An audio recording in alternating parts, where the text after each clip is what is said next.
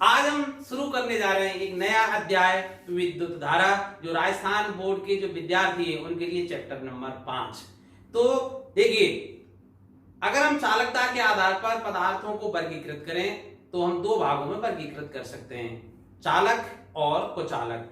आप जानते ही हैं कि ऐसे पदार्थ जो विद्युत का परिचालन करते हैं सुचालक या चालक कहलाते हैं। जैसे जितनी भी धात्विक पदार्थ है, सोना, चांदी, लोहा, तांबा, ये अधिकतर विद्युत के अच्छे सुचालक है। वही दूसरी ओर ऐसे पदार्थ जो विद्युत का परिचालन नहीं करते हैं कुचालक पदार्थ कहलाते हैं। जैसे रबड़, लकड़ी है, जितने भी अधात्विक पदार्थ हैं जैसे आपका अभ्रक है, ये सब क्या है, कुचालक की श्रेणी में आते हैं। अब आप कहेंगे सर ऐसा क्यों होता है, पदार्थ है, पदार्थ सभी परमाणु और अणुओं से मिलकर बने होते हैं, तो कुछ तो विद्युत का परिचालन बहुत आसानी से कर लेते हैं, कुछ विद्युत के सुचालक होते हैं, बहुत अच्छे चालक होते हैं, तो ऐसा क्यों? तो देखिए, हम सब जानते हैं कि जो विद्युत का जो चालन होता है मुक्त इलेक्ट्रॉनों के द्वारा होता है। हम जानते हैं सभी पदार्थों में भाई परमाणु होते हैं, और परमाणु में आप जानते हैं परमाणु को अगर एक बड़ा गोला मान लिया जाए, जबकि बहुत छोटा आकार होता है,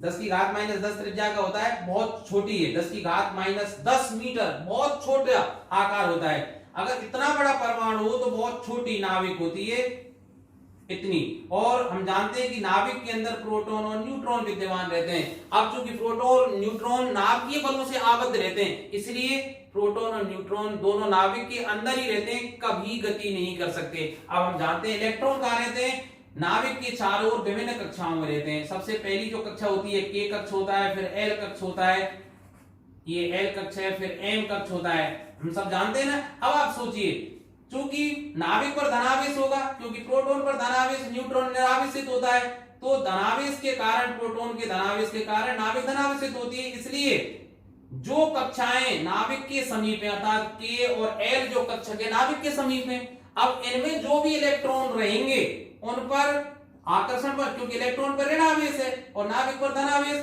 तो नाभिक के आकर्षण बल से ये आबद्ध रहेंगे इलेक्ट्रॉन, और ये छोड़कर नहीं जा सकते, अर्थात ये विद्युत के परिचालन में भाग नहीं ले सकते। लेकिन जैसे सोना, चांदी, लोहा, तांबा, इनमें इलेक्ट्रॉनों की संख्या बहुत ज्यादा होती है और वो नाभिक से दूर वाली कक्षाओं में रहते हैं। जैसे एम कक्षा में कोई इलेक्ट्रॉन रह रहा है, यहाँ इलेक्ट्रॉन रह रहे हैं, एक परमाणु में इलेक्ट्रॉन ढेर सारे रह रहे हैं इस तरह से बाहर, तो यहाँ नाभिक का आकर्षण बल हो जाता है क्षीण।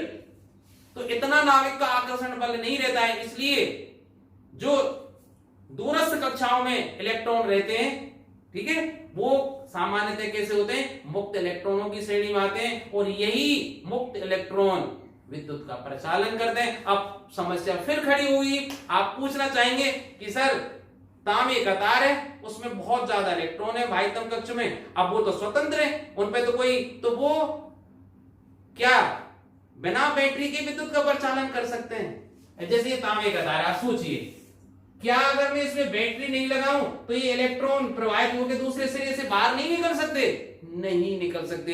ये इलेक्ट्रॉन क्या करते हैं, जैसे ये कोई मैं तांबे का तार, क्योंकि बेलनाकार होते हैं, ये तांबे का तार मैं मान लेता हूं उदाहरण के रूप में, और इसमें ये मुक्त इलेक्ट्रॉन है, तो ये क्या करेंगे, मुक्त इलेक्ट्रॉन ये इधर जाएगा, कभी इधर जाएगा, अन्य इलेक्ट्रॉनों और आयनों से टक्कर करता रहेगा ये उस चालक के अंदर ही। इसी तरह कोई अन्य होंगे वो इस तरह से टक्कर करते रहेंगे, पर इनकी गति इतनी नहीं होती है कि वो बाहर जा सकें, ठीक है। तो अगर जब तक किसी विद्युत स्रोत से या सेल से इनको ना जोड़ा जाए, ये कोई भी धारा संबंधी कार्य या धारा का कोई प्रभाव व्यक्त नहीं कर सकते। इसलिए जब भी, जैसे ये कोई सुचालक है, इसको जैसे ही बैटरी से जोड़ा जाएगा, अब आप कहेंगे सर बैटरी से जोड़ने से ऐसा क्या, तो देखिए जैसे ही इसको बैटरी से जोड़ा जाता है, जितने भी ये मुक्त इलेक्ट्रॉन है चालक के अंदर, उन पर एक बल लगता है -EE, F बराबर -EE, जो विद्युत क्षेत्र के विरुद्ध होता है। इसी चैप्टर में आगे पढ़ाएंगे। तो इस बल के कारण ये इलेक्ट्रॉन धन सिरे की ओर त्वरित होते हैं, और त्वरित होकर ही ये विद्युत का परिचालन करते हैं, नहीं तो ये अनियमित रूप से इसके अंदर जिगजैग करते रहते हैं। अब सोचिए, जैसे ये कोई चालक है, अब मैं फिर दोबारा से बना लेता हूं, अब आते हैं परिभाषा पर। अब जैसे ये कोई चालक मैंने बना लिया, इसमें बैटरी से ये जुड़ा हुआ है, और कोई ये बिंदु मान लेता हूं, मैं ये बिंदु P मान लेता हूं। इस बिंदु P से मान लेता हूं T समय में और अगर Q आवेश प्रवाहित हो रहा है, T समय में Q आवेश अगर प्रवाहित हो रहा है तो विद्युत धारा को हम किस तरह से परिभाषित करते हैं भाई, I बराबर Q अपॉन T, ठीक है। और T बराबर अगर 1 सेकंड रख दिया जाए तो I बराबर क्या हो जाएगा, Q। तो इसका मतलब क्या परिभाषा हुई कि किसी चालक के किसी बिंदु से 1 सेकंड में प्रवाहित आवेश का मान उस बिंदु से प्रवाहित धारा के बराबर होती है, या दूसरे शब्दों में कहें कि एकांक समय में प्रवाहित आवेश का जो मान है वो विद्युत धारा के बराबर होता है, या आवेश के प्रवाह की दर भाई T बटे T क्या होता है, दर ही तो होती है। तो किसी चालक से आवेश के प्रवाह की दर को क्या बोलते हैं, विद्युत धारा बोलते हैं, ठीक है। तो विद्युत धारा की परिभाषा आपको समझ में आ गई होगी कि किसी चालक से किसी समय प्रवाहित आवेश की दर क्या कहलाती है। अब एक बात सोचिए, फिर मैं दोबारा से आपको लेके आता हूं, क्या मैं आपसे पूछूं कि ये परिभाषा सही है, ये परिभाषा वैसे विद्युत धारा की सही परिभाषा नहीं है एम्पियर की, है ना, क्योंकि मैं बाद में इसको आपने अगले चैप्टर में जो चैप्टर है गतिमान आवेश, उसमें दो अनंत लंबाई की धारावाही चालक है, उनके कारण लगने वाले विद्युत बल के आधार पर इनको परिभाषित किया गया है। फिर वो बात की बात है, फिलहाल मैं इस पर लौट के आता हूं। जैसे ये कोई चालक है भाई, और इसमें dt समय में या डेल्टा t समय में यदि डेल्टा q आवेश प्रवाहित हो रहा हो तो धारा का जो औसत मान है I एवरेज, उसको किस तरह से परिभाषित किया जाता है, delta q upon delta t, delta q upon delta t। अब आप कहेंगे सर ऐसा क्यों, देखिए बात समझने का प्रयास कीजिए कि जितनी ये परिभाषा सरल लग रही है उतनी नहीं है। क्यों, क्योंकि ऐसा निश्चित नहीं है कि आवेश के प्रवाह की दर हमेशा समान रहे, कभी आवेश ज्यादा हो सकता है, कभी कम हो सकता है, या ऐसा हो सकता है कि इसका अनुप्रस्थ काट समान नहीं हो, कहीं तार मोटा हो कहीं पतला हो तो अनुप्रस्थ काट का क्षेत्रफल बदल जाएगा। तो ऐसा नहीं है कि भाई आवेश के प्रवाह की दर हर समय समान हो, इसलिए विद्युत धारा का एवरेज या औसत मान लिया जाता है। तो विद्युत धारा का जो औसत मान होता है वो कितना होता है, delta Q upon delta T। Delta T समय में मैंने क्या मान लिया है कि प्रवाहित आवेश का मान इस बिंदु P से डेल्टा Q है। अब जैसे डेल्टा T बराबर, देखिए एक चीज और मैं समझाना इसमें चाहता हूं कि अगर मैं पूछूं भाई 11 बजे, दिन के 11 बजे इस बिंदु से कितनी विद्युत धारा प्रवाहित हो रही है, तो आप क्या 11 को सही परिभाषित कर सकते नहीं, क्योंकि अगर घड़ी में केवल घंटा नापने वाली सुई है तो आप 11 बजे कह सकते हैं। कोई दूसरा समय जिसकी घड़ी अच्छी है वो कह सकता है कि सर 11:01 हो रही है, कोई दूसरा कह सकता है कि सर ये भी टाइम सही नहीं है, 11:01 और 30 सेकंड हो रहे हैं। तो जैसे जैसे पैमाना आपको नापने का जो वो इकाई है ना वो छोटी होती जाएगी, वैसे वैसे शुद्धता बढ़ती जाएगी। तो इसलिए हम मतलब ऐसा नहीं कह सकते कि उस क्षण, तो हम क्या करते हैं इसको सही ढंग से कैसे परिभाषित कर सकते हैं कि तात्क्षणिक धारा का मान, ठीक है, इंस्टेंटेनियस जो करंट होगा वो कैसे परिभाषित करते हैं, limit delta t tends to 0 delta Q upon delta T, और आप जानते हैं डेल्टा t टेंड्स टू 0 आ जाता है तो इनको हम कैसे लिख देते हैं, dq अपॉन dt, ठीक है। तो धारा की जो सही परिभाषा वो निकल के आई है वो क्या है, I बराबर dq अपॉन dt। ये क्या है, तात्क्षणिक धारा है, अर्थात जिस क्षण आपने नापा था उस क्षण का मान है 11:01 और 32 सेकंड और इतने नैनो सेकंड पर। फिर भी ये सही नहीं है, शुद्धता 100% नहीं हो सकती, क्योंकि इकाई जैसे जैसे छोटी हो जाएगी होती जाएगी शुद्धता बढ़ती जाएगी। मैं वही कहना चाह रहा हूं। तो जिस क्षण आप नाप रहे हैं उस समय कितना आवेश उस बिंदु से होकर प्रवाहित हुआ वो उस बिंदु से प्रवाहित धारा का मान होगा। इसलिए धारा की जहां बात होती है वो तात्क्षणिक धारा की बात होनी चाहिए। I बराबर क्या होती है, dq अपॉन dt। उस क्षण dq क्या है, उस क्षण विशेष पर जब धारा का मापन हुआ किया जा रहा था इस बिंदु P से उस क्षण प्रवाहित आवेश का मान dq था। ठीक है, तो I बराबर dq अपॉन dt। अब बात करते हैं धारा की मात्रक। तो देखिए धारा का जो सूत्र निकल कर आया था वो क्या था, I बराबर dq अपॉन dt। अब देखिए q को हम, जो आवेश है इसको कूलाम में, आवेश की इकाई क्या है कूलाम, और ये क्या है समय की इकाई क्या है सेकंड। तो कूलाम प्रति सेकंड को क्या कहा जाता है, एम्पियर। ये अधिकतर जो मात्रक हैं वो उन वैज्ञानिकों के द्वारा किए गए महान कार्यों की याद में दिया गया पारितोषिक की, समझिए उनके नाम पर, एम्पियर के नाम पर ही, एम्पियर वैज्ञानिक थे उनके नाम पर ही इस मात्रक को रखा गया। तो एम्पियर बराबर किसकी होता है, कूलाम बटे सेकंड। ठीक है भाई। अब यदि t बराबर में 1 सेकंड रख दूं और q बराबर 1 कूलाम अगर रख दिया जाए तो देखिए धारा का मान I बराबर क्या हो जाएगा, यहां सूत्र से देखिए I बराबर क्या हो जाएगा, 1 एम्पियर हो जाएगा ना भाई। कूलाम की जगह 1 कूलाम, सेकंड की जगह 1 सेकंड। ठीक है, तो 1 एम्पियर हो जाएगा ना, I बराबर 1 कूलाम बटे 1 सेकंड। कूलाम प्रति सेकंड को क्या बोला जाता है, एम्पियर।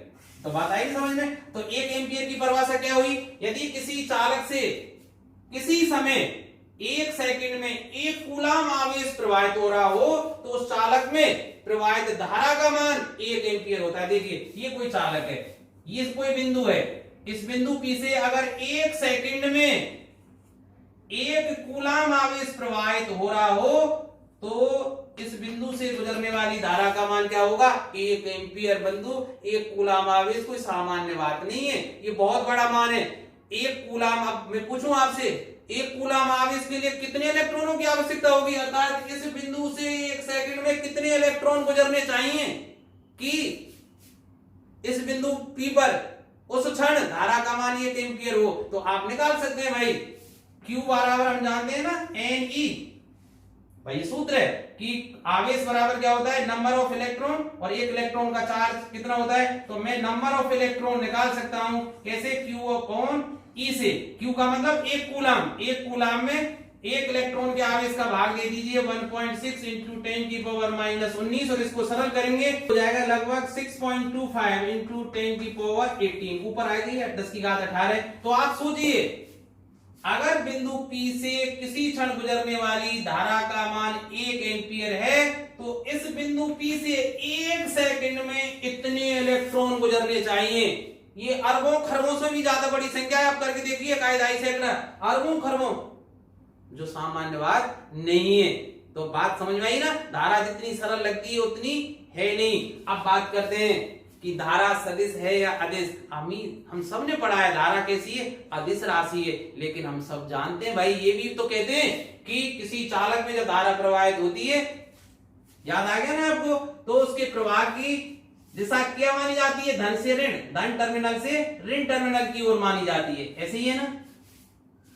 लेकिन मैंने तो अभी बताया था कि विद्युत धारा तो मुक्त इलेक्ट्रॉनों के कारण प्रवाहित होती है, अर्थात मुक्त इलेक्ट्रॉन ही ले जाते हैं। तो फिर क्या हुआ भाई, अर्थात वास्तविक जो धारा की दिशा क्या होनी चाहिए, ऋण टर्मिनल से। मैं देखिए चित्र बना के बताता हूं आपको, थोड़ा इसको साफ करके। तो देखिए अब बात करते हैं धारा की दिशा। तो मैं इसको समझाने के लिए एक चालक ले लेता हूं जिसकी लंबाई L है, और ये चालक नाम भी रख देता हूं PQ। ठीक है, इसको जैसे ही मैं बैटरी से जोड़ता हूं, देखिए बैटरी से जोड़ देता हूं, ये प्लस टर्मिनल है, ये माइनस टर्मिनल है। तो आप देखिए इस चालक में मुक्त इलेक्ट्रॉन है जो इधर उधर गति कर रहे हैं, ये मुक्त इलेक्ट्रॉन है, ढेर सारे इधर उधर गति कर रहे हैं। तो जैसे ही इसको बैटरी से जोड़ा जाता है तो इसके विद्युत वाहक बल के कारण ये सभी एक नियमित दिशा में अनुगमन वेग से, आगे इसी चैप्टर में पढ़ाएंगे, वेग से, अर्थात एक सीधी दिशा में ये गति करने लग जाते हैं इस तरह से। और कहां करें, Q से P की ओर, अर्थात धारा की दिशा क्या होनी चाहिए भाई, Q से P, अर्थात ऋण सिरे से धन सिरे की ओर होनी चाहिए। लेकिन चिन्ह पर पार्टी क्या कहती है कि धारा की दिशा धन टर्मिनल से ऋण। वास्तविकता क्या है कि धारा मुक्त इलेक्ट्रॉनों के कारण होती है, इसलिए धारा की दिशा ऋण टर्मिनल से, ऋण सिरे से धन सिरे की ओर होनी चाहिए, लेकिन जो परपाटी है, अब समझिए यहां परपाटी क्या कहती है। देखिए परपाटी कैसे बनी, हम सभी अपनी परंपराओं को, परपाटियों को फॉलो कर रहे हैं। ये मान के चलते थे कि भाई जो धारा है ना, पानी की धारा, वो उच्च क्षेत्र से निम्न क्षेत्र की ओर प्रवाहित होगी। उच्च सिरा होगा उससे निम्न सिरे की ओर प्रवाहित होगी, आप सोचिए। इसी तरह हीट, ऊष्मा, ऊष्मा भी जो ज्यादा गर्म से कम गर्म की ओर प्रवाहित होगी।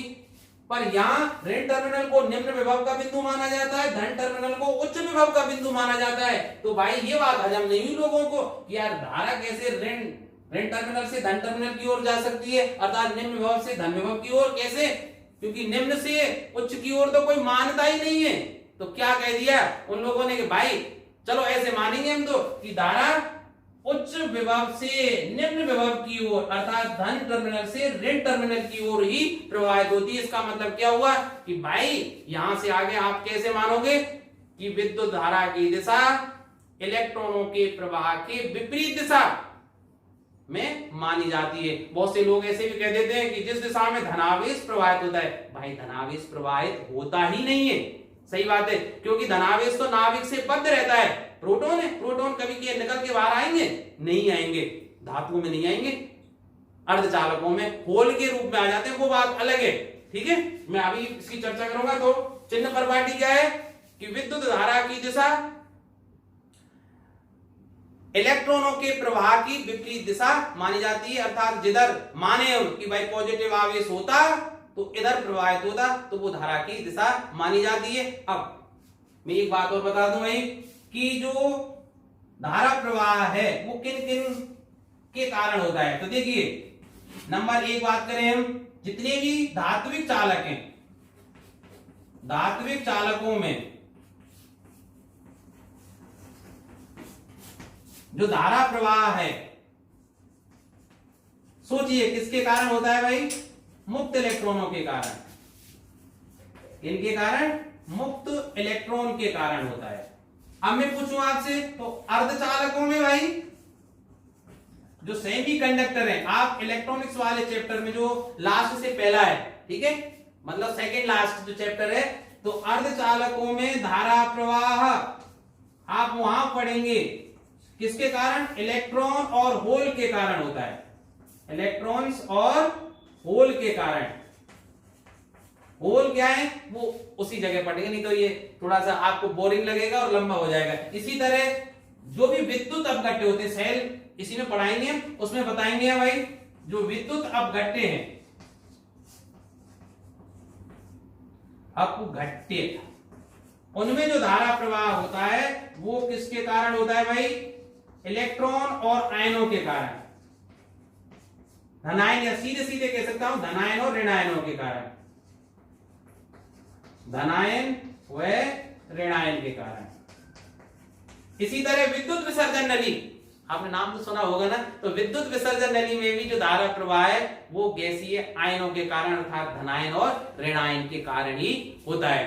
अब आप कहेंगे सर अभी आपने बताया था कि विद्युत धारा अदिश राशि है, और अभी आप कह रहे हैं कि विद्युत धारा की एक दिशा होती है, क्योंकि वो हमेशा धन टर्मिनल से ऋण टर्मिनल की ओर इसको माना जाता है भाई, धन टर्मिनल से ऋण की ओर। तो जब दिशा है तो इसको सदिश राशि क्यों नहीं माना गया, इसको अदिश क्यों माना गया? इसका भी कारण है, दो कारण है भाई, समझ लीजिए कि धारा का भी आपने सूत्र पढ़ा था ना, I बराबर D Q upon D T. Q क्या है, आवेश, ठीक है, और टी क्या है, समय भाई। अब चूंकि आवेश अदिश राशि है, समय क्या है, अदिश राशि है। अब आप सोचिए दो अदिश राशियों का अनुपात क्या सदिश राशि हो सकता है? नहीं हो सकता, इसलिए विद्युत धारा क्या है, अदिश राशि है। दूसरा कारण भी है भाई, सदिश राशि केवल उसको नहीं कह सकते जिसमें एक दिशा होती है, निश्चित दिशा होती है। सदिश राशि होने के लिए सदिश के नियमों का पालन भी जरूरी है, पता है ना। आप देखिए उदाहरण लेकर समझते हैं। जैसे देखिए एक संधि लेता हूं, इससे अगले वाले जो चैप्टर उसमें बताएंगे कि जहां तीन या तीन से ज्यादा टर्मिनल आकर मिलते हैं उसको संधि बोलते हैं। जैसे ये ना, जैसे ये बिंदु है भाई, यहां से 5 एम्पियर धारा आ रही है भाई, ठीक है, और इसमें मान लीजिए 2 एम्पियर, और इसमें तो सीधी सी बात है 3 एम्पियर धारा आई जाएगी। अर्थात अगर ये I है और इसमें I1 है और इसमें I2 है, तो I का मान हमेशा I1 प्लस I2 ही रहेगा। ये कड़वा सत्य है, बीज अंकगणित का ये नियम फॉलो कर दिए। लेकिन चाहे इसके बीच का जो कोण जो थीटा है वो कितना भी हो, इसको कितना भी कम कर लीजिए, अधिक कर लीजिए, अगर ये सदिश राशि होती तो ये नियम नहीं होता भाई, ठीक है, क्योंकि उसमें तो कोण बदलने से मान भी बदल जाता है। तो क्या कह सकता हूं कि एक तो ये सदिश के नियमों का पूर्णतः पालन नहीं करती, इसलिए विद्युत धारा को अदिश राशि ही आप मानेंगे। वैसे आगे की कक्षाओं में आप पढ़ेंगे ये प्रदिश राशि है, ना सदिश ना अदिश, प्रदिश जिसको बोलते हैं टेंसर, क्योंकि ये टेंशन देने वाली है, टेंशन कर दिया ना मूड में, ठीक है। वास्तविकता क्या है, अगर उच्च कक्षाओं के हिसाब से पूछा जाए विद्युत धारा क्या है, प्रदिश राशि, मैं लिख देता हूं प्रदिश राशि, टेंसर अंग्रेजी में बोलते हैं इसको। लेकिन आपके स्तर पर आप क्या कहेंगे कि विद्युत धारा एक अदिश राशि है। तो अब बात कर लेते हैं धारा घनत्व, करंट डेंसिटी। तो देखिए सॉरी, किसी चालक से अगर कोई धारा प्रवाहित हो रही है तो चालक के अनुप्रस्थ काट के क्षेत्रफल से गुजरने वाले आवेश का अध्ययन करने के लिए एक भौतिक राशि की कल्पना की गई जिसे धारा घनत्व के नाम से जानते हैं। देखिए आप समझ रहे होंगे सर ऐसे क्यों, हम जानते हैं कि ज्यादातर जो तार होते हैं वो बेलनाकार होते हैं। अब मैं सुविधा के लिए तार को इतना मोटा बना लेता हूं, ये मान लेता हूं इसके अनुप्रस्थ काट का क्षेत्रफल कितना है, A है, ठीक है, और इस तरह से इसमें आवेश प्रवाहित हो रहा है भाई, इस तरह से।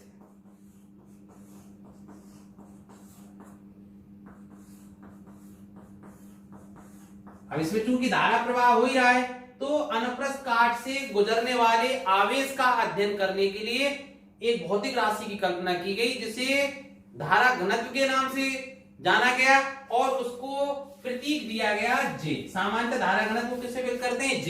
अब मैं मान लेता हूं कि इस चालक का जो अनुप्रस्थ काट का क्षेत्रफल A है और इससे जो प्रवाहित धारा का मान अगर I हो तो धारा घनत्व को इस तरह से परिभाषित किया जाता है, J बराबर I बटे A।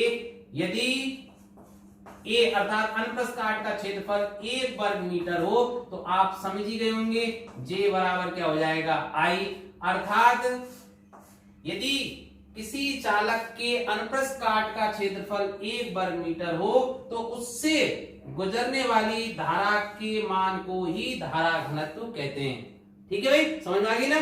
तो इकाई क्षेत्रफल वाले किसी चालक, इकाई क्षेत्रफल से मतलब इकाई अनुप्रस्थ काट का क्षेत्रफल वाले चालक के किसी बिंदु से गुजरने वाले जो धारा का मान है वो धारा घनत्व के बराबर होता है। दूसरे शब्दों में कहें कि चालक के अनुप्रस्थ काट के इकाई क्षेत्रफल से, चालक के अनुप्रस्थ काट के इकाई क्षेत्रफल से गुजरने वाली धारा का मान धारा घनत्व के बराबर होता है। अब एक बात और सोचिए, यहां हम क्या मान के चल रहे हैं कि जो गुजरने वाला आवेश है वो ये जो है ना भाई अनुप्रस्थ काट का क्षेत्रफल इसके लंबवत दिशा में, भाई ये बिल्कुल इस तरह से इसमें गुजर रहा है, ठीक है।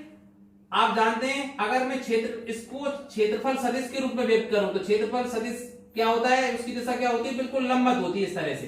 तो यहां तो क्षेत्रफल सदिश और गुजरने वाला आवेश दोनों एक ही दिशा में।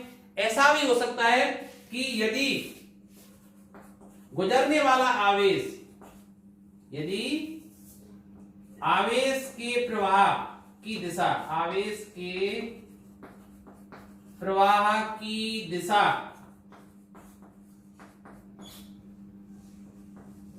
अनुप्रस्थ काट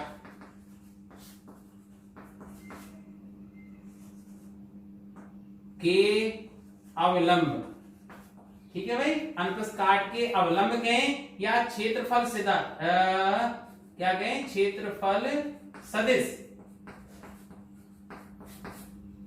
के साथ थीटा कोण बनाए, तब कैसे परिभाषित करेंगे, तब भी क्या सूत्र J बराबर I अपॉन A होगा, ठीक है। मतलब मेरा प्रश्न ये सीधे सीधे अगर आवेश के प्रवाह की दिशा अनुप्रस्थ काट के अवलंब की दिशा या क्षेत्रफल सदिश के साथ थीटा कोण बनाए, ये क्यों सा लग रहा है, थीटा कोण बनाए, तब भी क्या धारा घनत्व का जो मान है I/A से ही परिभाषित होगा, नहीं होगा। तो उस समय क्या होगा, देखिए चित्र को थोड़ा सा इस तरह से समझते हैं हम कि जैसे ये है भाई, ये कोई चालक है,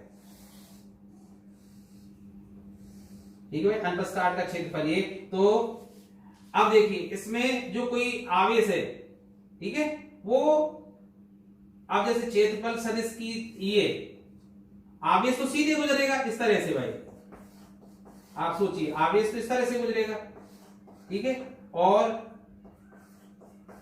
इस तरह से आवेश तो इस तरह से जा रहा है।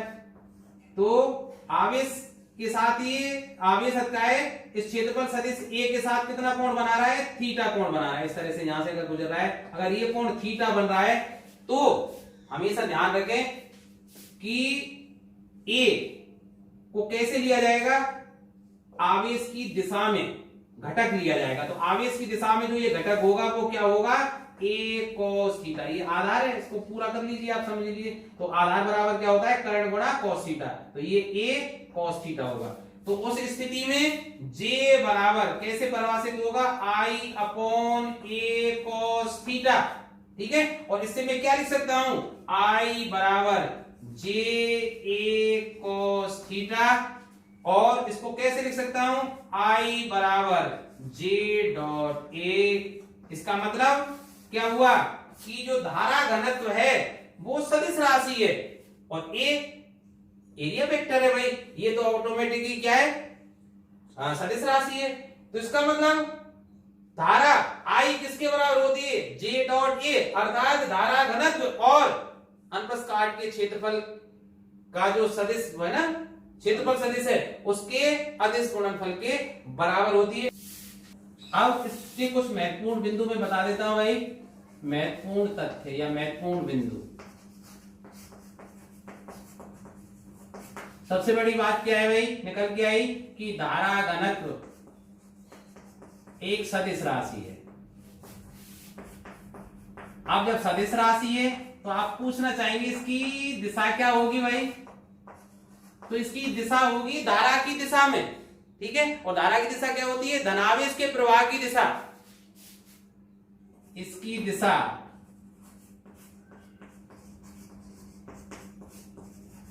धनावेश के प्रवाह, या सीधे कहें मुक्त इलेक्ट्रॉनों के प्रवाह की दिशा के विपरीत होती है। अब आप पूछना चाहें सर इसका मात्रक क्या होगा, देखिए J बराबर क्या होता है, I/A, I का मतलब एम्पियर, ठीक है, एम्पियर बटे A क्या है, अनुप्रस्थ काट का क्षेत्रफल, और क्षेत्रफल का मात्रक आप जानते हैं मीटर स्क्वायर। इसका मतलब J अर्थात इसका जो मात्रक हुआ धारा घनत्व का, वो क्या हुआ, एम्पियर प्रति मीटर स्क्वायर, ठीक है भाई। नंबर 3, ऐसा भी हो सकता है भाई कि चालक का अनुप्रस्थ काट का क्षेत्रफल अलग अलग हो, भाई चालक कहीं से मोटा हो सकता है, कहीं से पतला हो सकता है। तो ध्यान रखना उस समय धारा का मान समान रहेगा, लेकिन धारा घनत्व बदल जाएगा, क्योंकि कहीं चालक मोटा है, कहीं पतला है। तो पतला होने पर क्षेत्रफल कम हो जाएगा, तो धारा घनत्व कैसा है, बढ़ जाएगा, और अगर तार मोटा है तो धारा घनत्व घट जाएगा। तो ध्यान रखें भाई, अनुप्रस्थ काट का क्षेत्रफल अलग अलग होने पर धारा का मान समान रहेगा, धारा तो वही रहेगी, धारा का मान समान रहेगा, परंतु धारा घनत्व बदल जाएगा।